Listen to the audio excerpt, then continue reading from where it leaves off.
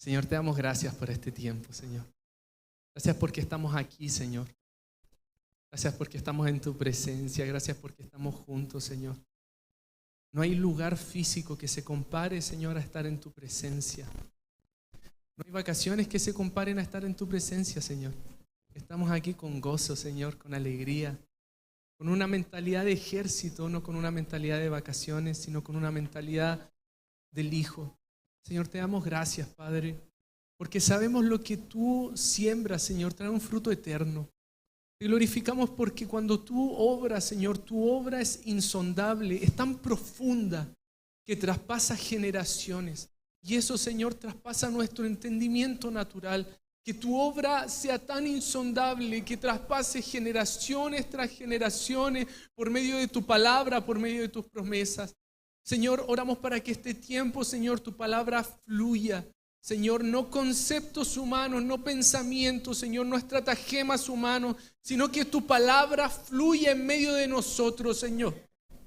En lo que tú has puesto en cada uno, Señor, tu Espíritu puedas hablar, Señor, y traer, Señor, una apertura en el espíritu, en el alma, en el cuerpo. Señor, oramos para que tú conectes nuestro ser a tu presencia, porque en tu presencia hay verdadera libertad, la libertad del Hijo. Oramos en el nombre de Jesús para que nuestra mente salga de la cotidianeidad de vivir domingo a domingo una palabra, Señor, y que pueda entrar en un entendimiento sobrenatural, Señor, no arraigado a lo natural, sino arraigándose a lo celestial.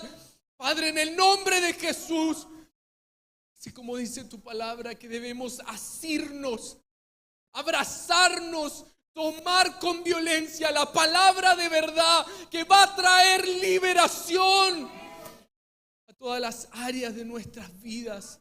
Padre, en el nombre de Jesús, enciende esos espíritus que están en nuestra mente, el espíritu de sabiduría, el espíritu de entendimiento, el espíritu de consejo, el espíritu de inteligencia, el espíritu de poder, Señor, en el nombre de Jesús, el espíritu de temor de Jehová, Señor, un temor reverente en tu presencia pueda ser encendido para poder mirar desde la perspectiva celestial lo que hoy día tú traes, Señor, a la mesa.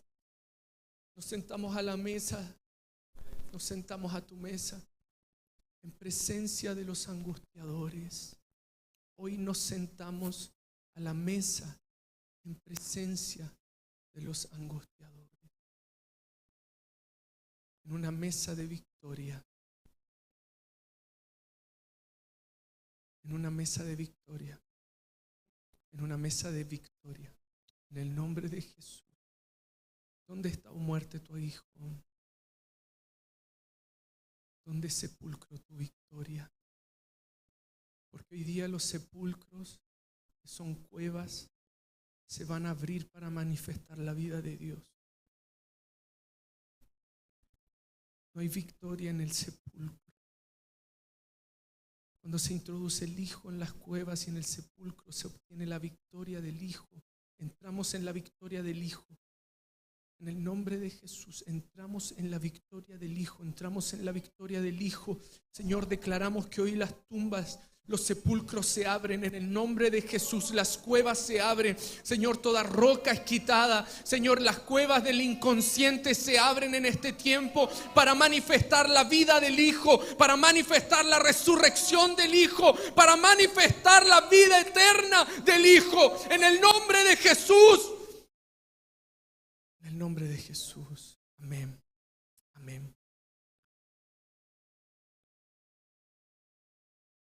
La palabra de hoy se llama dejando el temor y saliendo de las cuevas. Deja el temor y sal de las cuevas. Deja el temor y sal de la cueva. Deja el temor y sal de la cueva.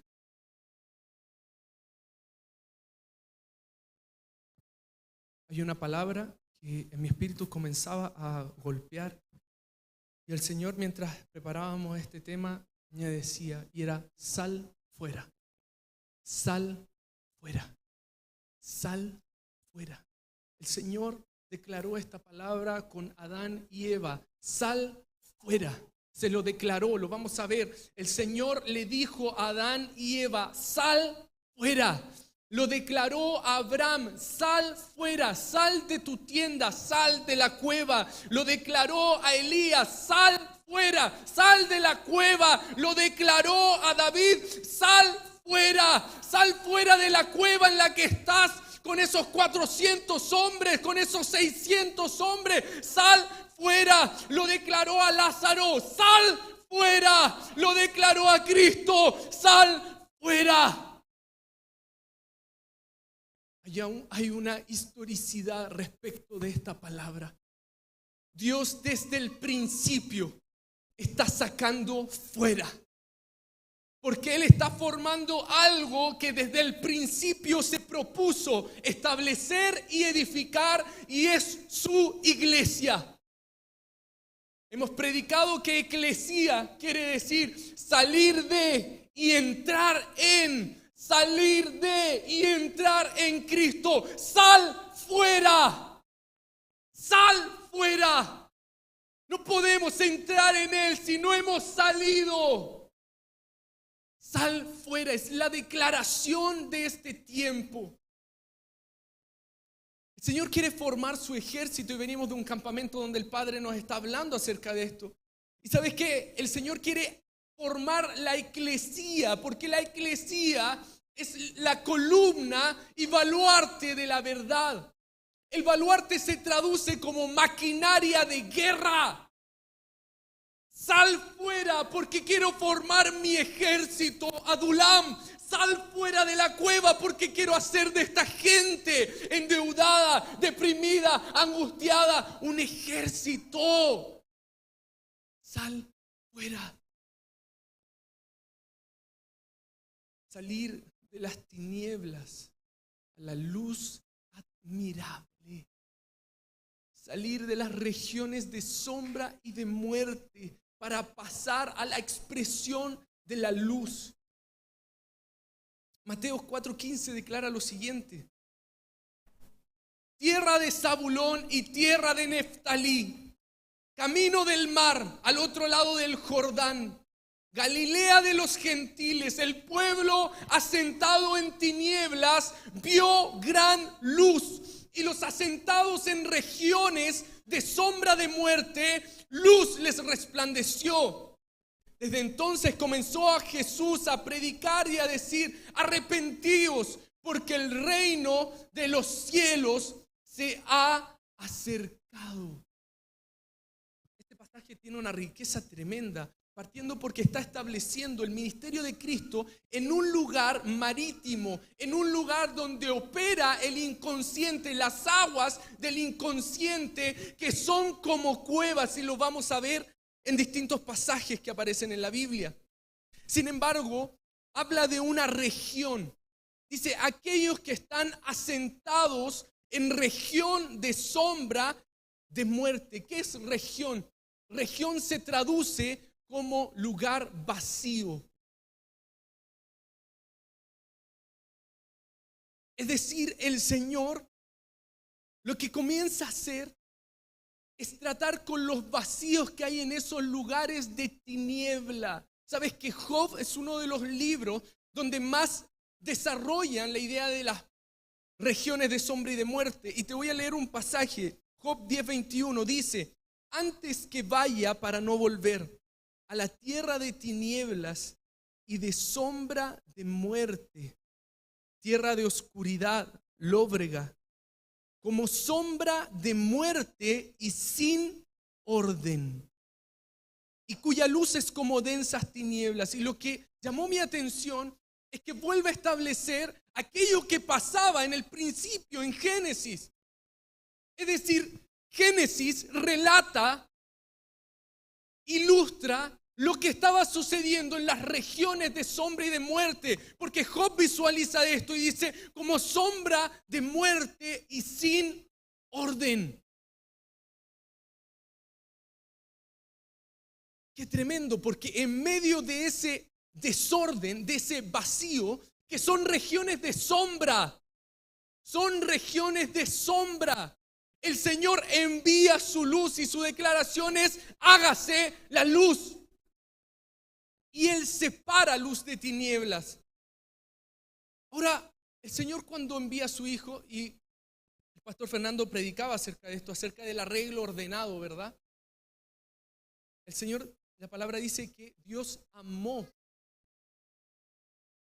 De tal manera amó Dios al mundo, de tal manera amó su orden.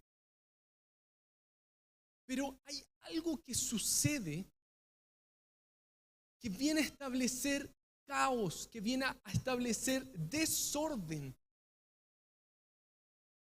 Y el Señor, en medio de ese desorden, viene a establecer la voz del Hijo, la luz del Hijo y el ordenamiento de Cristo, un arreglo ordenado. Les comentaba hace un tiempo que el día 1, la traducción es ordenar el pensamiento. Génesis, cuando Dios está separando luz de tinieblas en el día 1, quiere decir ordenar el pensamiento. Es decir, Dios desde el principio tiene una preocupación por ordenar aquello que está sucediendo en la mente del ser humano. Les decíamos en algunas prédicas atrás que lo que vino a hacer el pecado es desestabilizar la mente del ser humano, pero la gracia de Dios vino a traer estabilidad, orden. Esta no es una experiencia única, es una experiencia diaria. A eso se le denomina higiene mental. Muy simple. A veces nosotros solamente nos quedamos con la experiencia de que el Señor liberó algo en mi mente, de mi inconsciente. Sin embargo, el orden es algo diario. Les hago una pregunta. ¿Cuántas veces hacemos aseo en las casas? Como cuando tenemos hijos, como 20 veces al día, hermano. ¿Te hago una pregunta? ¿Has dejado sin hacer aseo en alguna zona de tu casa? ¿Qué va pasando? Se forma el caos. El tojú está en la casa. ¿Sabes qué? Es súper interesante esto, porque la higiene mental viene de eso, de poder limpiar nuestra mente. Porque los pensamientos es una habitación que tenemos que estar constantemente llevándolos al orden de Cristo. Por eso la palabra dice: lleven cautivo todo pensamiento a Él. Necesitamos entrar en ese proceso de higiene mental, que es decir, que el Señor traiga su luz admirable y comience a separar luz de tiniebla en nuestros pensamientos. Y esto pareciera ser algo que ya tenemos trabajado, ¿verdad? Quizás nosotros no estamos pensando, no sé, en asesinar a una persona, o en destruir a alguien, o en ir a robar una casa. Pero te digo algo, hay pensamientos, pseudo pensamientos espirituales que detrás traen una base de temor. Por ejemplo, Elías. Elías, cuando se mete en la cueva, le responde al Señor: vive Jehová de los ejércitos. Y empieza a darle todo un discurso desde el poder, y después dice: pero Señor, tengo temor a ser el único que queda y me buscan para matar. Nuestra mente tiene que entrar en un proceso de orden. Y en esta palabra dice que empieza a entrar la predicación de Cristo. Porque en medio del desorden, en medio de la región de sombra y de muerte, se tiene que predicar a Cristo. La mente no se ordena solamente con consejos humanos. La mente se ordena con la voz del Hijo. La mente se ordena con la voz del Hijo. Por lo tanto, la metanoia ya no es un arrepentimiento por culpa. Hermanos, la metanoia ya no es un arrepentimiento porque solamente sentiste culpa. Metanoia es el establecimiento de la mente de Cristo que posibilita una nueva forma de pensar, que es muy distinto. Y la palabra dice que el Señor no nos ha dado espíritu de cobardía, no nos ha dado espíritu de temor, sino de poder. Declara conmigo: el Señor me ha dado espíritu de poder y de dominio. ¿Sabes que esto es tremendo? Porque esto es una declaración. Yo me acuerdo que mi mamá, cuando estábamos en lugares que nos daba miedo, me decía: hijo, tienes que repetir esto. El Señor no nos ha dado espíritu de temor. No nos ha dado espíritu de temor. Después me decía: hijo, tienes que cantar cuando estás en oscuridad. Y yo me iba cantando, hermano, con el corazón así. No nos ha dado espíritu de temor, sino de poder. Y ese espíritu de poder es el que resucita nuestras vidas de esas cavernas que hemos cavado. Les cuento cómo parte esto. Estaba haciendo dormir a la Ani y en eso me quedé dormido. Y en ese último pensamiento yo le decía: Señor, ¿qué quieres hablarle a la iglesia? Y me quedé dormido y empecé a soñar. Empecé a soñar con cuevas, con cavernas. Y el Señor me decía esto, que se los voy a leer porque lo anoté tratando de ser textual. El ejército de Dios es aquel que está siendo perfeccionado en su amor. La conquista implica despojarse de los temores más profundos, al mismo tiempo que somos conquistados por el amor de Dios.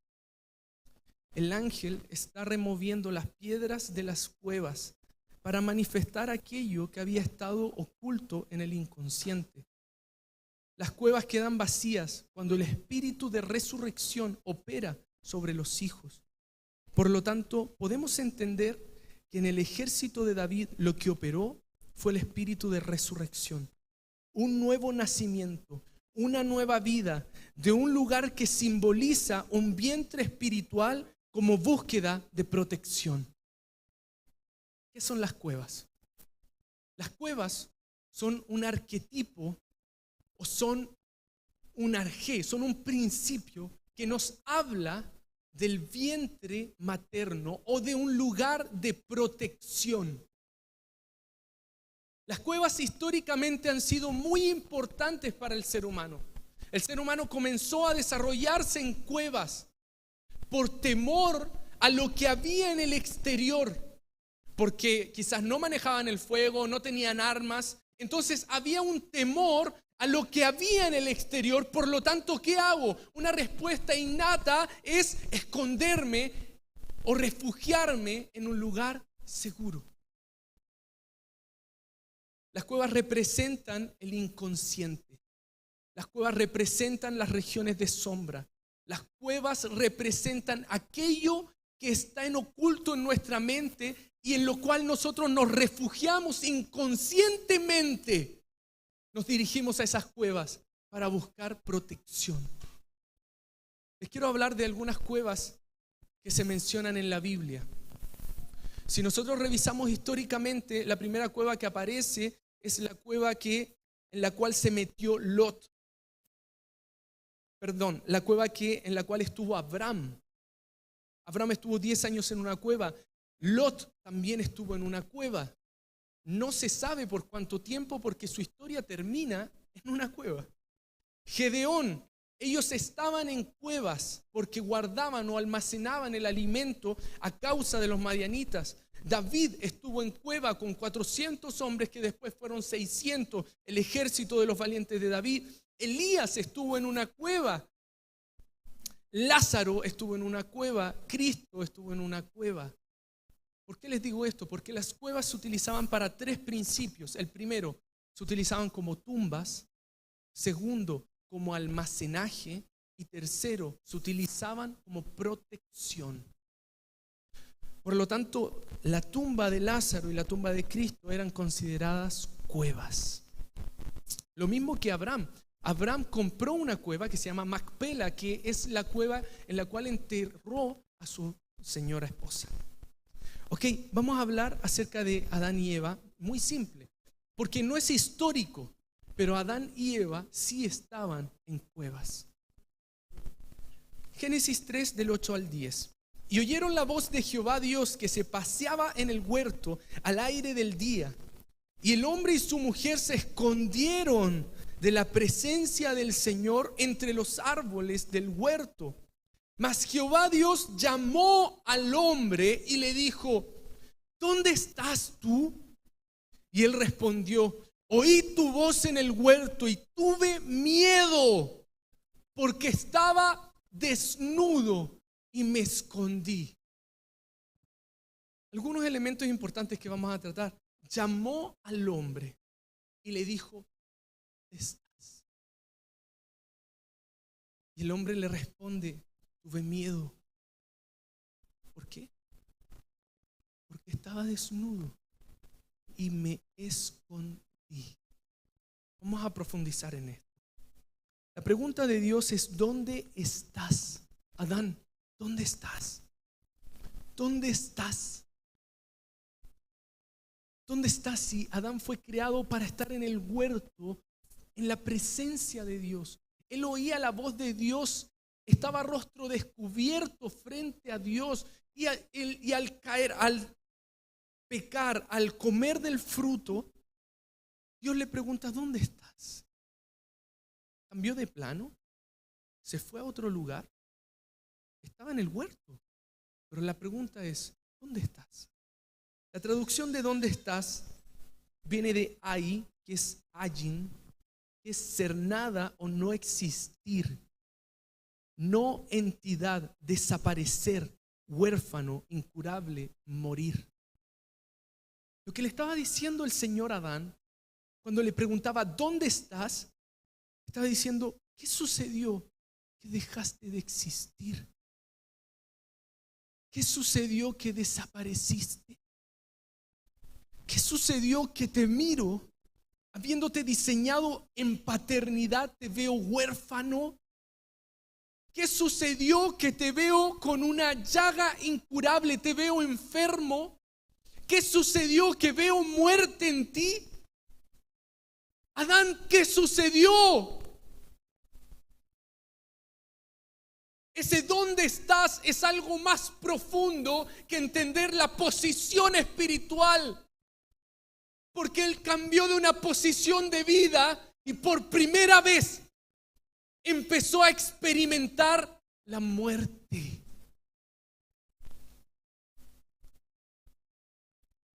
¿Por qué les digo que por primera vez empezaron a experimentar la muerte? Porque ellos dicen: Señor, tuve miedo porque estaba desnudo.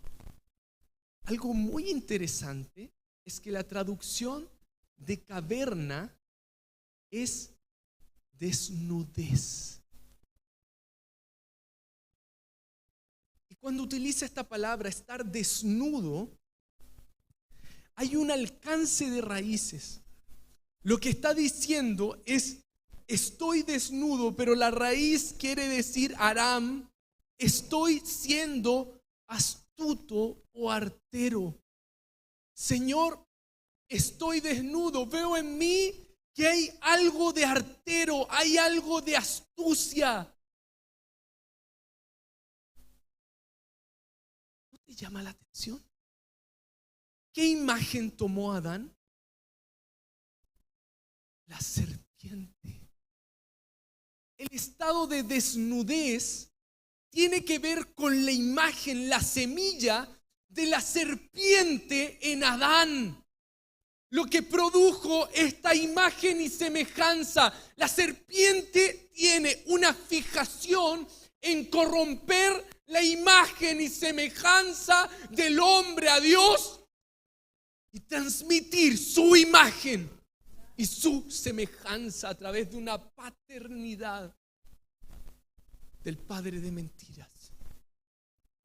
Entonces yo me preguntaba: ok, Adán y Eva tuvieron miedo, pero ¿de qué tuvieron miedo? ¿Qué activó el miedo? Por ejemplo, la Meli estaba en el campamento. ¿Está la Meli? Por ahí anda. La Meli estaba... A nosotros nos llegó una historia de que la Meli estaba en el campamento con las chicas y que abrió su bolso y le saltó un ratón en la cara. Le fuimos a preguntar y la historia no era nada así, pues, hermano. Empezaron a agregarle cosas. Bueno, la cosa es que apareció un ratón. Cuando aparece un ratón, hay un estímulo, ¿verdad?, que genera temor. ¿Quiénes de ustedes se ponen arriba de la silla o de las mesas cuando aparece un ratón? ¿Se suben? ¿Sí? A nosotros no. Bueno, hemos tenido varias historias sobre eso. Pero hay un estímulo y una respuesta. Aparece el ratón, salto. Aparece el ratón, grito. Aparece el ratón, me quedo en blanco. Pero, ¿qué pasó con Adán? ¿Cuál fue el estímulo? ¿Qué activó el miedo en él? Levante la mano si somos un grupo chiquitito, así que. La voz de Dios, la presencia. ¿Habían desobedecido? Da miedo cuando uno desobedece. ¿Sabe que el papá está?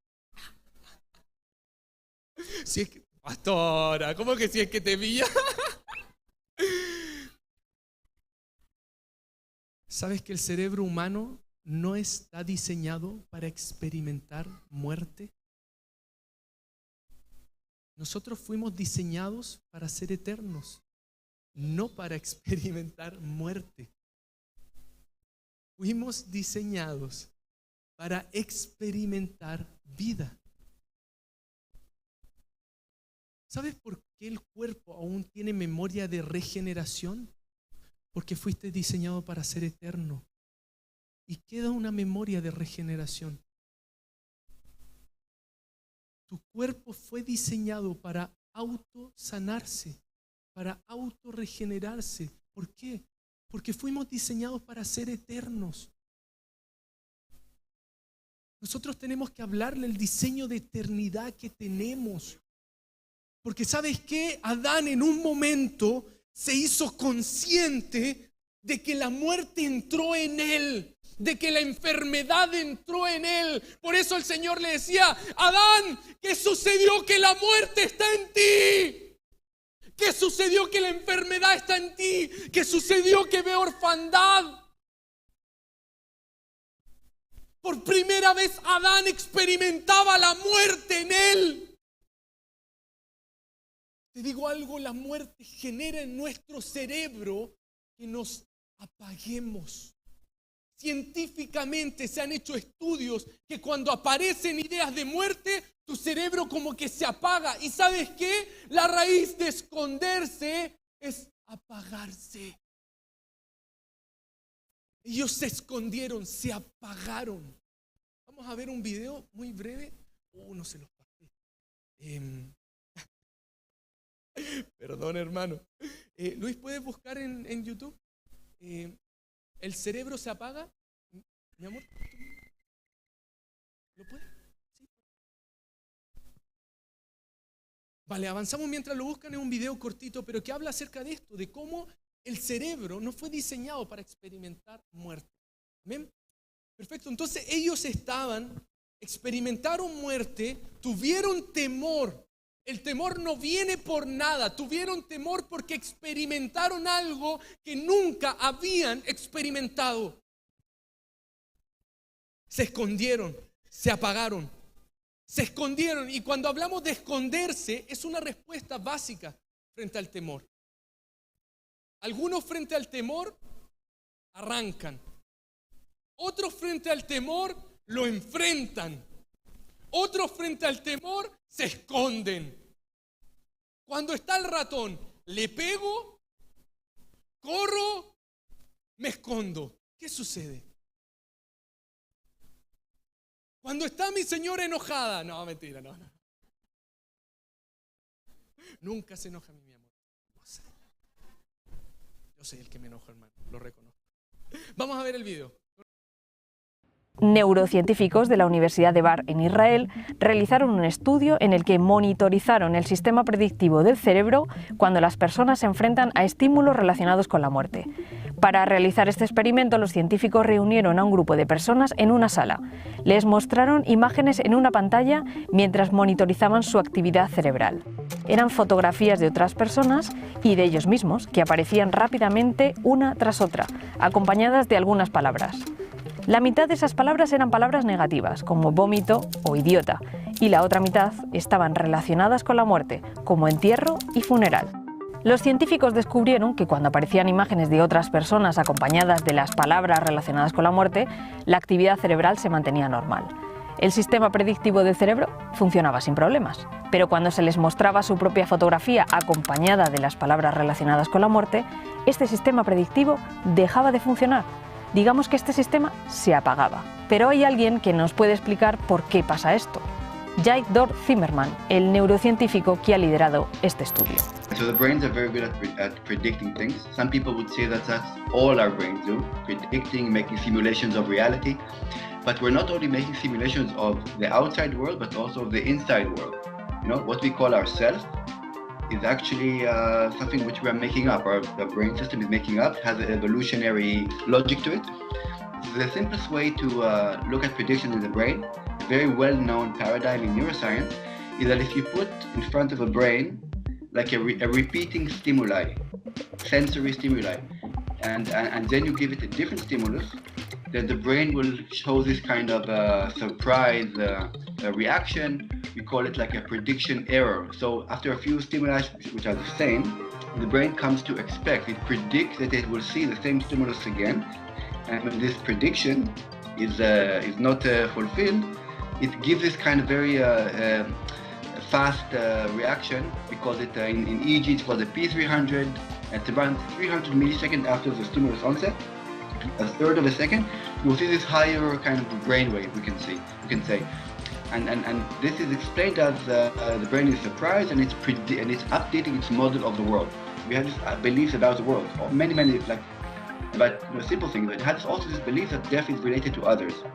So, when the brain sees itself, yes, under death, it cannot. Something is telling it, okay, this is not very good information. This information is not reliable. If we gave you to see the face of someone else, right, not your own, and then a different face. Doesn't matter if you have a death word or negative word, still the brain would show this kind of a prediction error brainwave. Only the combination of self and death together kind of annihilated the effect. And it was not that we had a smaller effect, and we could show statistically that there was no effect at all. And this was something that really was kind of surprising to us, to me, because I expected a smaller effect maybe, but not like a null effect. Vamos a revisar rápidamente lo que sucede con el temor. ¿Sabes que el temor es la única emoción que no puede ser pospuesta? El temor es la única emoción que nosotros no podemos decir, ¿sabes qué? La voy a sentir en un rato más. Así como la tristeza. ¿Cuántos de ustedes se han aguantado la tristeza? Están ahí frente a todo así, esperando que alguien les diga ¿cómo estás? ¡Ay! Se ponen a llorar, ¿verdad? Pero el miedo no se puede posponer, porque apenas aparece la experiencia de miedo, se desencadena en nuestro cerebro una serie de procesos, entre los cuales se acelera el corazón, se acelera la respiración, el sistema digestivo deja de operar por una forma de economía. Se aumenta el tono muscular, uno se prepara para huir o para atacar. Se empieza a producir más azúcar en nuestro organismo. Y es muy interesante esto porque el cerebro no distingue entre lo imaginario y lo real. Es decir, el temor puede ser real o imaginario y desentonar en ti la misma respuesta. ¿Cómo lo vemos esto? Está el temor y está la ansiedad, que son dos cosas distintas. ¿Cuál es la diferencia? El miedo es un temor a algo real. un temor a algo real. Estoy caminando y aparece un perro Rottweiler sin bozal frente a mí. Ahí es miedo. No es ansiedad, hermano. Es miedo profundo que te acelera el corazón. Te empiezas a producir más azúcar. Te prepara tu cuerpo para salir arrancando. Pero la ansiedad es un temor a algo irreal. Por ejemplo, ¿cuántos de ustedes se ponían nerviosos para una prueba en el colegio o en la universidad? Eso es ansiedad. ¿Cuántos de ustedes empiezan a experimentar ansiedad como por el 27 del mes? 26, 25, cuando la plata ya está, pero así al límite, y no sabes qué va a pasar y si no me va a alcanzar y que viene la cuenta. Ansiedad. Eso es un temor que está en el imaginario. Por lo tanto, tenemos temores que son reales y temores que son imaginarios. Por ejemplo, cuando les toca a las mamás dejar a los hijos al colegio, se experimentan en algunos picos muy altos de ansiedad. Entonces, a veces disfrazamos esos temores y empezamos a decir, no, ¿sabes qué? Yo voy a dejar a mi hijo hasta la universidad, lo voy a dejar en auto. Porque la palabra dice que los papás debemos amar a nuestros hijos, entonces yo los voy a dejar hasta la universidad. Hermana, lo que usted siente es temor. No es un sentido de protección, es temor. Y a veces disfrazamos el temor. Las mentiras. Hablábamos el otro día con una persona y me llamó mucho la atención porque esta persona identificaba una figura paterna como una figura que mentía mucho. Y cuando conversábamos, él decía, ¿sabes qué? Yo tengo una tendencia a mentir. Y a mí me sorprendió. ¿Y la mentira qué disfraza? ¿Por qué las personas mienten? ¿Por qué a veces mentimos? Temor, vergüenza. ¿Te das cuenta que hay distintas situaciones que tienen a su base temor? Te nombro algunas otras.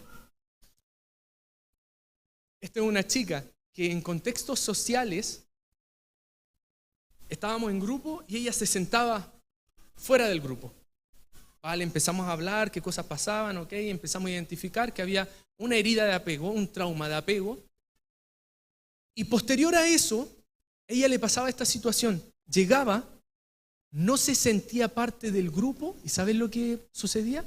Salía arrancando. De verdad, literal, salía arrancando. Y varias veces tuvimos que salir corriendo detrás de ella para poder hablarle. ¿Qué es eso? Eso es temor. Cuando se produce en un nivel más alto, se da una fobia social. Y las personas se empiezan a meter cada vez más en su hogar. Las crisis de pánico, ¿qué te empiezan a generar? Empiezan a generar algo que se llama agorafobia. Las crisis de pánico te dan una sensación de muerte inminente. Tú estás ahí con la crisis y sientes que te vas a morir en el mismo momento. Y es un miedo irracional. Porque nadie, hermanos, nadie se ha muerto por una crisis de pánico. Pero está ahí. ¿Y qué empieza a generar? Que las personas se empiezan a encerrar. Se empiezan a meter en la cueva. ¿Por qué? Porque sienten temor a salir. Sienten temor a que les vuelva a dar una crisis y no saber manejarla. Sienten temor a que les va a pasar algo y no saben cuándo.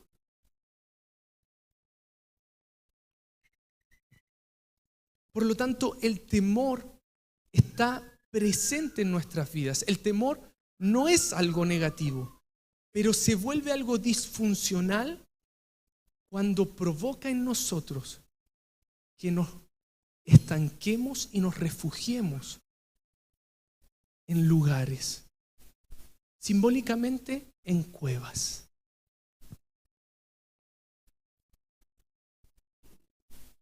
Ahora, ¿qué hace Dios con Adán y Eva? Dice la palabra que Él los llamó al hombre. ¿Qué quiere decir llamar? Llamar viene de una raíz que es kará, que es llamar por nombre. Llamar por nombre, llamar fuera para. Es decir, cuando el Señor vio que Adán y Eva se estaban escondiendo producto del temor, Él los llama. Los llama por nombre. Oye Adán, oye Eva, Sebastián, Josué, Jimena. Cuando estamos escondidos en las cuevas, Él nos llama por nombre. Porque se pone a tu lado, te recuerda tu identidad, te llama por nombre. Y después dice, te llama a salir. Empieza un proceso en el cual el Señor te empieza a sacar. El Señor nos saca de esas cuevas, pero no desde afuera. Él entra a esos lugares así como entró al Hades y a la muerte. Él entra en esas cavernas, en esos lugares de oscuridad. Te llama por nombre, te llama por nombre y te dice: es tiempo de salir fuera, es tiempo de salir fuera. Pero la palabra dice llamar fuera para. Tercero, te llama por nombre. Segundo, te llama a salir. Tercero, te llama a salir para un propósito. Porque la cueva no es que tenga despropósito, hermano. Cuando tú empiezas a entender que pese a la situación que hubo, que está en el inconsciente, hay propósito, entonces sales para. Sales con un propósito. Sales desde una transformación para un propósito eterno. No sales de la cueva y sientes de nuevo temor, sino que sales para un propósito. Porque en el nombre hay una identidad, hay un carácter y ¿qué más? Y detrás de eso hay un propósito. Cada nombre en la Biblia refleja un propósito en el hombre. Y esto es tremendo porque ¿sabes qué? Cuando sientes temor, ¿qué le pasa a tu voz? Se pone ronca, se apaga, sientes que no puedes hablar, temblorosa. ¿Sabes que el Señor, en medio de esas áreas en donde hay temor, que es tanta la tensión en tu garganta, en tu musculatura, que no puedes hablar, el Señor se pone como tu voz? No necesitas hablar porque Él es la voz, Él es el verbo y Él se pone a tu lado para comenzar a hablar a tu vida. Isaías 41:10 declara esto: no temas porque yo estoy contigo. No temas porque estoy contigo. No desmayes porque yo soy tu Dios que te esfuerzo. Siempre te ayudaré, siempre te sustentaré con la diestra de mi justicia. Dime cuál es tu temor y la respuesta de Dios es esta. Y no son temores, hermanos, a cosas tan básicas como un ratón. Son temores mucho más profundos, como el temor al rechazo, como el temor a no ser suficiente, como el temor a no encajar, como el temor a no saber desarrollarte, como la inseguridad que provoca que la fe no se active. No son temores básicos, hermanos.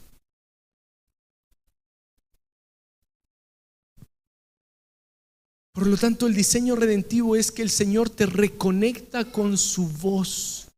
Lo primero, en medio del temor, cuando sientes que no puedes dabar, Él te reconecta con su voz. ¿Te acuerdas cuando veíamos hace tiempo una prédica del apego? Y estaba el niño y lloraba, lloraba, lloraba. Salió de la cueva, el vientre materno, es una primera cueva. Salió de la cueva, lloraba, lloraba, lloraba. Y el papá le empieza a hablar: hijo, hijo. Y el bebé bajaba su frecuencia cardíaca y se relajaba. La voz te devuelve esa base segura que necesitamos para poder salir de... Necesitamos una voz que nos dé una base segura para salir de, porque es súper fácil, por ejemplo, decirle a una persona: oye, si el dolor que tuviste por perder a tu hijo ya pasó, oye, ha pasado harto tiempo, oye, todavía seguís llorando. Pero es distinto es cuando la persona en un proceso muy íntimo escucha la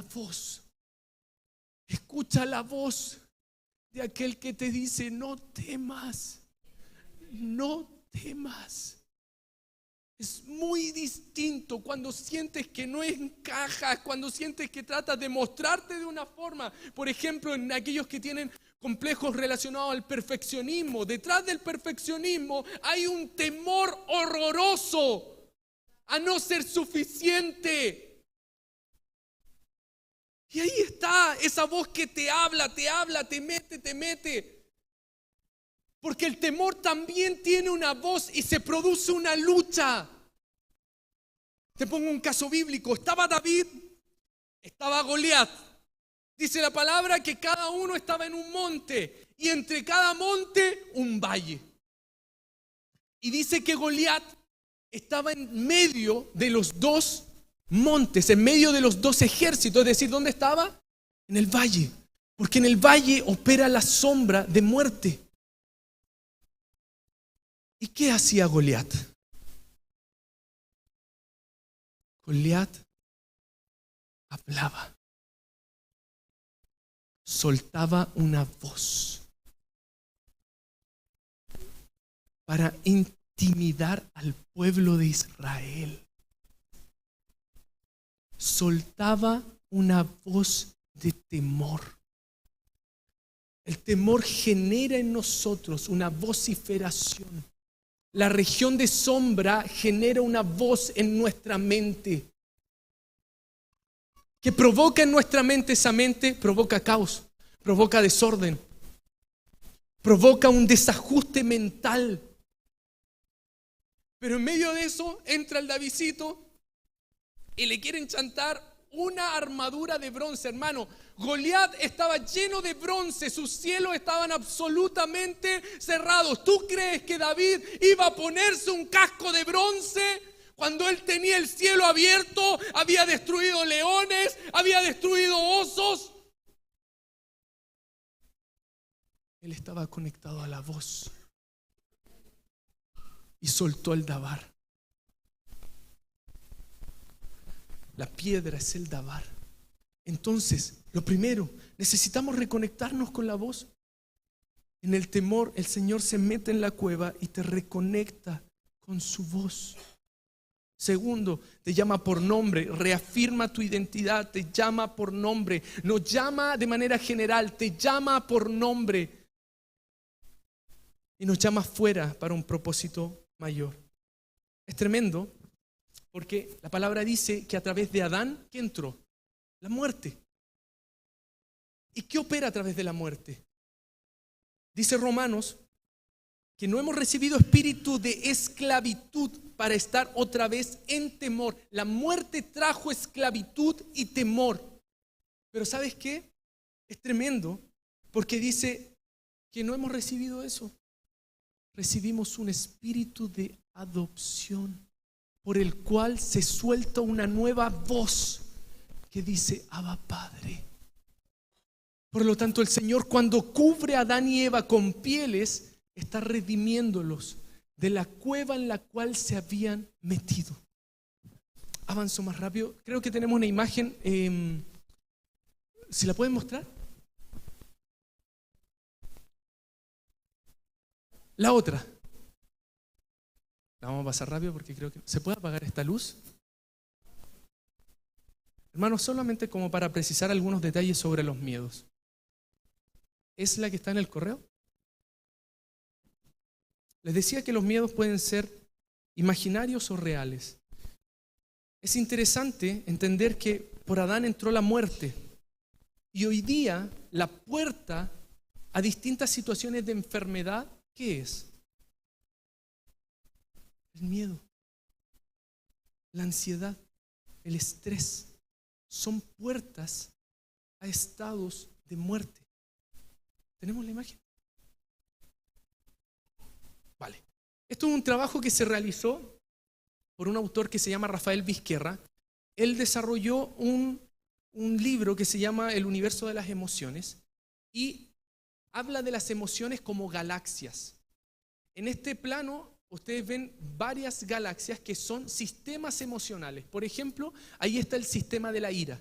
Y alrededor de la ira vemos, por ejemplo, gracias, ahí no sé qué dice, pero de la ira está el rencor, el odio, ¿verdad? La tensión. Vamos a ver, en la página 9 estaba específicamente la del temor, la del miedo. ¿Puedes bajar? Ahí está, el miedo. Si se fijan, el miedo está conectado con el pánico, el horror, el temor, el pavor. Baja un poquito más. Y se conecta, fíjense bien, ese sistema de temor se conecta con otra galaxia, vamos hacia el lado, al otro lado, que es la ansiedad.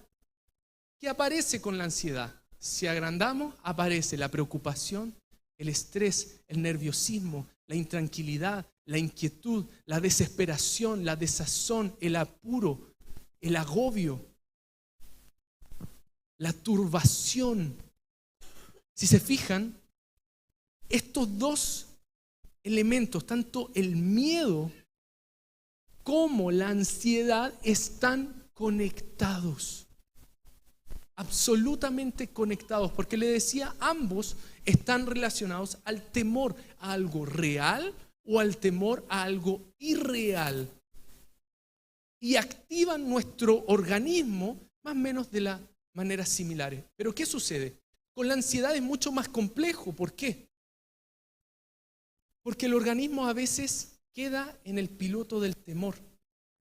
Y por ejemplo, yo les decía que el sistema digestivo se inhibe y sigue produciendo azúcar.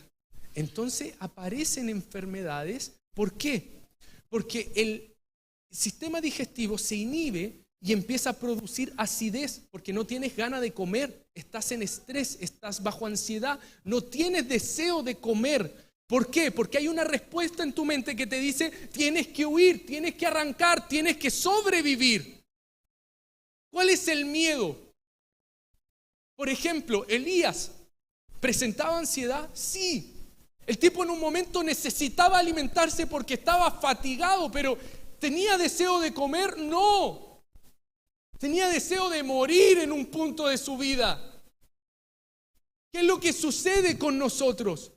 Es que nuestro organismo responde y sigue respondiendo y queda la memoria del temor en nuestro cuerpo. Cuando el Señor te empieza a sacar de las cuevas, no solamente te saca a nivel psíquico, te saca íntegramente. Tu cuerpo, tus músculos, tu corazón, tu páncreas, tu hígado necesita recibir la memoria de resurrección, la memoria de reposo, la memoria de paz, la memoria de victoria. Esto no es solamente a nivel de espíritu, tu alma recibe una nueva memoria.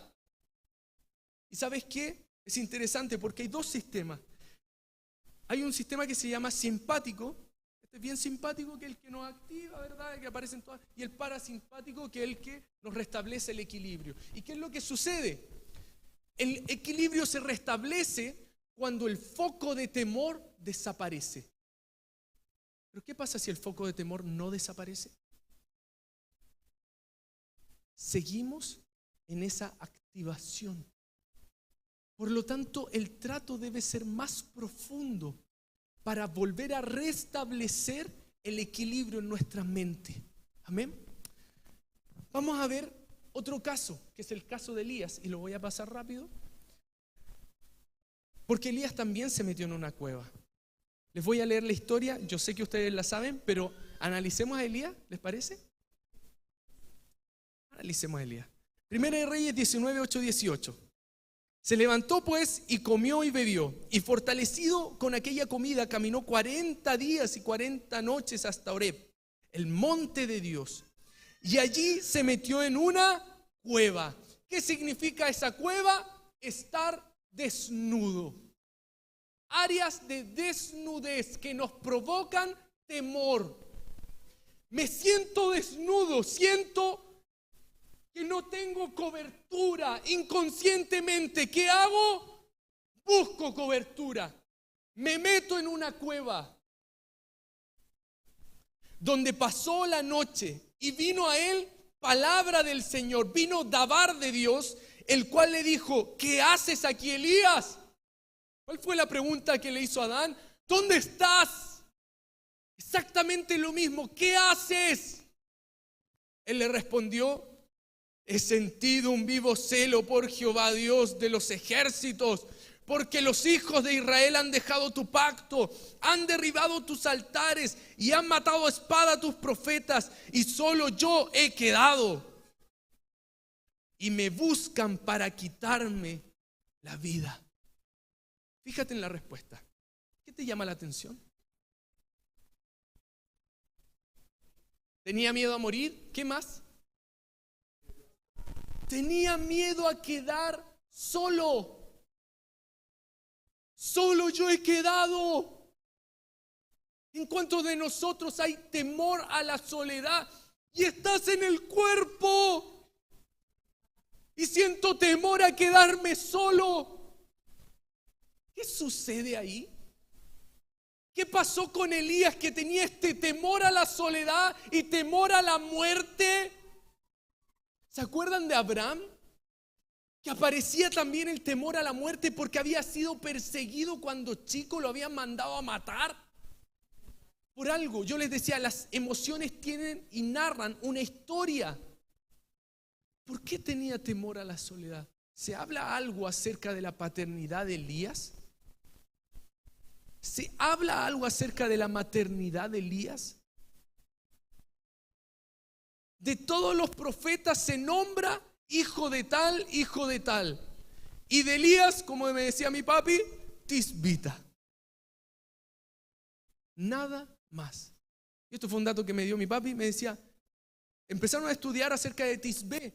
Y Tisbé fue totalmente arrasado por los asirios. Los asirios históricamente eran reconocidos como el pueblo más sanguinario en la historia. O sea, de lo que se dice es que él estaba en Tisbé. Por lo tanto, en su memoria histórica estaba la persecución, por hermano. Tú piensas a Elías, el tipo haciendo tremendos milagros, matando a todos los profetas con fuego. El tipo tremendo. Pero aparece la voz. De nuevo, aparece la voz.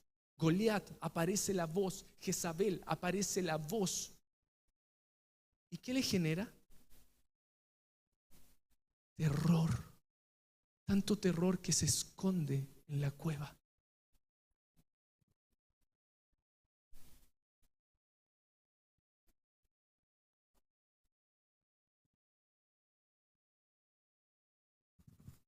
¿Se ha dado cuenta que los superhéroes siempre tienen una debilidad?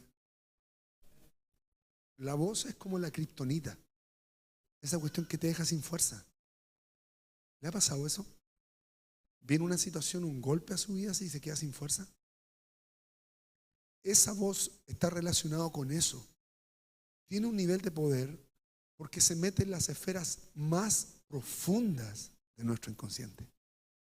Es donde están los recuerdos más arcaicos y que están tapados con tiniebla. Ojo, Porque dijimos que es un ángel quien tapa eso. Entonces es importante esto visualizarlo, hermanos, porque es increíble cómo el Señor ha empezado un trabajo de relojería. Ha llegado, los hermanos llegan, ¿sabe qué? Tuve un sueño, soñé con esto, y no son sueños lesos, hermanos. Son cuestiones muy profundas que tienen que ver con paternidades, con maternidades, cuestiones que están a un nivel de cárcel y de cautividad. Es que el Señor las está trayendo. ¿Por qué? Porque el Señor está trayendo a su casa a libertad. Porque cuando el mundo se cierne en tinieblas, en el pueblo de Dios sale la luz del Señor. Amén. ¿Qué haces aquí, Elías? Él respondió: he sentido un vivo celo por Dios de los ejércitos, porque los hijos de Israel han dejado tu pacto, han derribado los altares y han matado a espada a tus profetas, y solo yo he quedado y me buscan para quitarme la vida. Él le dijo: sal fuera y ponte en el monte delante del Señor. Y he aquí Jehová que pasaba, y un grande y poderoso viento que rompía los montes y quebraba las peñas delante de Jehová, pero Jehová no estaba en el viento. Y tras el viento un terremoto, pero Jehová no estaba en el terremoto. Y tras el terremoto un fuego, pero Jehová no estaba de nuevo en el fuego. Y tras el fuego un silbo apacible y delicado. Y cuando lo oyó Elías, cubrió su rostro con su manto y salió y se puso a la puerta de la cueva. Qué tremendo. ¿Salió de la cueva Elías? Se puso a la puerta. Yo creo que el Señor estaba tratando con su ansiedad, porque cuando tú estás metido en una cueva y ves una señal de Dios, un terremoto, ¡ah! Es Él, y no era. Un viento tremendo y tú estás, sí, es Él, y no es. Yo creo que para una persona ansiosa eso es tremendo, hermano. Pero se conecta con el silbido, con una forma de Dios que él no estaba acostumbrado a sentir, porque él se movía por fuego, se movía por terremotos, se movía por viento, se movía por poder, y se queda en la puerta. Te digo algo, este tiempo no sirve que nos quedemos a la puerta de la cueva. Y aquí vino a él una voz diciendo: ¿qué haces aquí, Elías? ¿Qué haces? Él respondió: he sentido un vivo celo por Jehová Dios de los ejércitos, porque el Dios bla bla bla bla bla. De la puerta le repite el mismo escenario. ¿Qué es esto? ¿Te ha pasado cuando estás hablando con una persona, lo tratas, lo ministras, le hablas, le dices: ok, hermano, y te dice todo lo que pasó, de aquí a acá, ve, perfecto. Segundo año, campamento, hermano, te ministro, lo mismo, te dice la misma cosa. Tercer año, campamento, aquí lo estandarte, acá, hermano, ministrado, y te dice lo mismo. Estaba metido aquí. No había salido del inconsciente. No se había liberado, hermano. No se había liberado. Hay cosas que nosotros necesitamos volver a hablar, pero no para recordar el dolor, sino para establecer la gloria de Dios en cada proceso. Y es tremendo cómo Elías vuelve y vuelve y vuelve a repetir. Si yo pudiese visualizar qué emoción central está en Elías, son dos: es la tristeza y la ira como emociones centrales. ¿Qué hace la tristeza? La tristeza nos lleva a un estado de introspección, nos mete adentro. Habían cosas no resueltas, porque la cueva simboliza aquellas áreas no resueltas que están en el inconsciente. Y mira lo que el Señor le dice. Y le dijo el Señor: ve, vuélvete por tu camino, por el desierto de Damasco, y llegarás y ungirás a Hazael por rey de Siria. A Jehú, hijo de Nimsi, ungirás por rey sobre Israel. Y le empieza a dar una instrucción. Termina con esto: y yo haré que queden en Israel 7,000 cuyas rodillas no se doblaron ante Baal y cuyas bocas no lo besaron. Era un temor que estaba en la mente de Elías, que lo llevaba a querer hacer por sus fuerzas algo que estaba en Dios. Vemos los mismos principios que con Adán. Dios lo reconecta con su voz, restablece su identidad, porque Elías tenía un tema de paternidad y de maternidad. Lo llama por nombre, le dice: ¿dónde estás, Elías? Se mete a la cueva y lo llama para un propósito: traspasar el manto. Paso rápido con algo.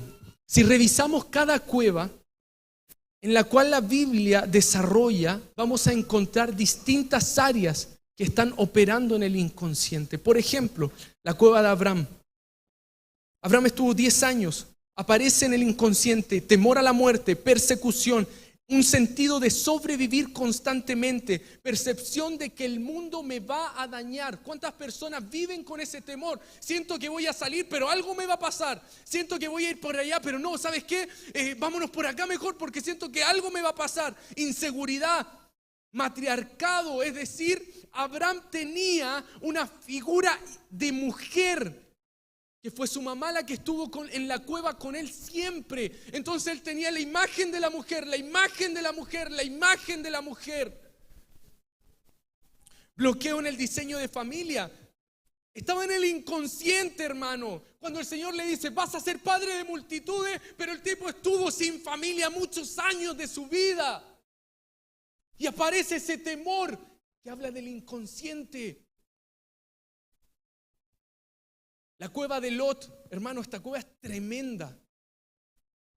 Génesis 19:30, Lot tuvo temor a habitar en Zoar y subió a los montes. ¿Qué aparece en esta cueva, en esta área del inconsciente? Los incestos. Las áreas en ocultismo de las familias, áreas que se han ocultado, que nunca se hablaron, hermano. Y el Señor está abriendo eso ahora. Está abriendo aquellas cosas que quedaron en secreto en la familia. Lo sabía la mamá, lo sabía la hermana, pero nunca abrieron la boca.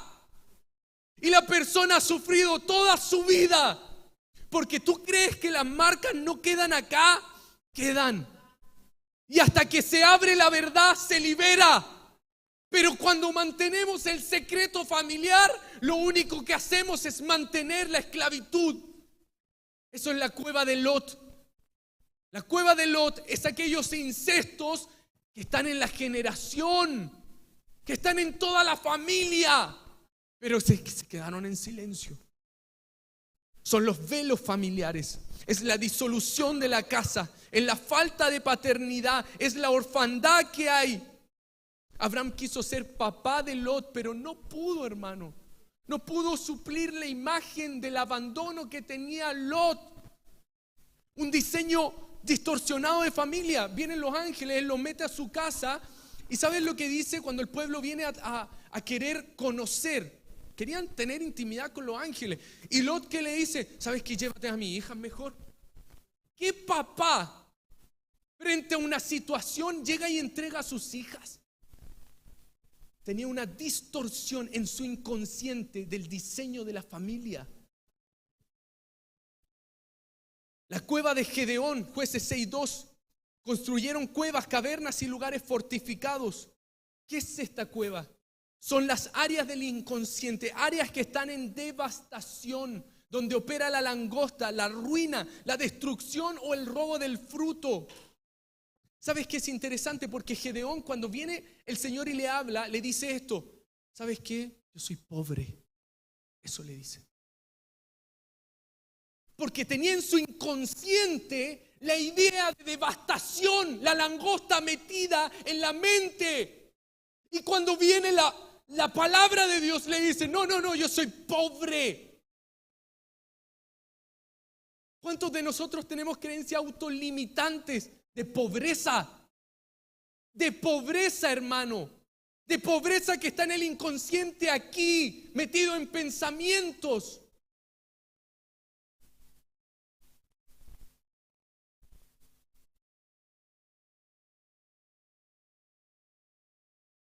La cueva de David, en la cueva de Adulam. Esta cueva es una arista del inconsciente donde aparecen todas las áreas de aflicción. Estaban los endeudados, los que estaban en amargura. Y es muy interesante porque el que fue a destruir y a perseguir el sacerdocio, hermano, aquí hay un área del inconsciente que va detrás del sacerdocio. Se levanta un principado que es Doeg, que va a matar al sacerdocio, que quiere decir estar ansioso, afligir, contristar y temor. Son áreas del inconsciente que persiguen lo sacerdotal que hay en la vida de las personas. La cueva de Elías ya la vimos, la cueva de Lázaro. ¿Qué habla la cueva de Lázaro? Dice que la tumba donde él estaba, el lugar donde él estaba, quiere decir recuerdos y memorias. Áreas en el inconsciente donde operan memorias de muerte, recuerdos de muerte. Y es muy interesante porque cuando el Señor le dice a Lázaro, sal fuera, utiliza una raíz que es airo, que es levantar las anclas, liberarlo. Última cueva, que es la cueva de Cristo. Intentaron ponerle piedras, intentaron taparlo, pero la muerte no puede retener a lo que es la expresión más gloriosa de la vida. Hablamos de 3 principios que el Señor utiliza para tratar nuestras áreas de temor y para entrar en nuestras cuevas. Y hablamos de distintas cuevas que hablan de aristas, de aspectos del inconsciente. Vamos a orar, porque el Señor esto ya lo está haciendo. Y si hay una cueva que el Señor te empezó a hablar en este tiempo, el Padre te va a llamar a salir fuera. No sé si tu cueva es el incesto, si es la disfunción familiar, si es el temor, si es la falta de perdón, si es la aflicción, si son las memorias traumáticas, si son las áreas financieras de destrucción. Pero ¿sabes qué? La palabra de hoy es sal fuera. Deja el temor y sal fuera. El Señor te va a reconectar con su voz porque no es una administración humana. Te va a llamar por nombre y te va a recordar tu propósito en Él, en Cristo Jesús.